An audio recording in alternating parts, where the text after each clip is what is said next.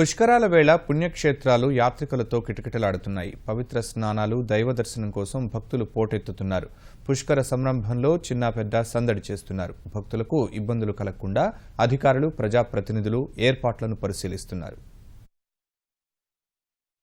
కృష్ణమ్మ పుష్కర వేడుకకు కృష్ణా, గుంటూరు, కర్నూలు జిల్లాలోని ఆలయాలు ప్రత్యేక శోభను సంతరించుకున్నాయి. అమరావతి సన్నిధిలో పుష్కర కోలాహలం మొదలైంది. ధ్యాన బుద్ధ విగ్రహం నుంచి అమరేశ్వర ఆలయం వరకు ఏర్పాటు చేసిన మహాస్నాన ఘట్టానికి యాత్రికులు చేరుకుంటున్నారు.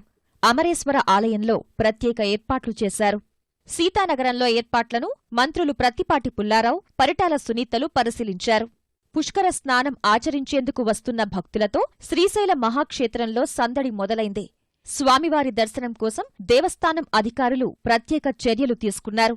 అన్ని రకాల ఆర్జిత సేవలు పూర్తిగా నిలిపివేసి అలంకార దర్శనానికి మాత్రమే అనుమతిస్తున్నారు. లింగాలగట్టు, పాతాళగంగలో స్నానాలాచరించేందుకు ప్రత్యేక ఏర్పాట్లు చేశారు.